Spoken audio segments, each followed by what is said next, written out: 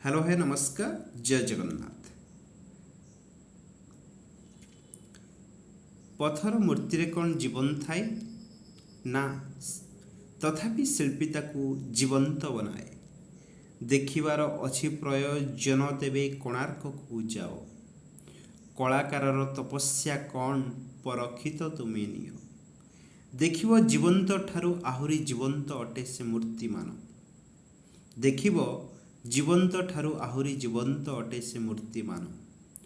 कलाकार पथर को किपरि जीवंत से करि पारे ताहार प्रमाण।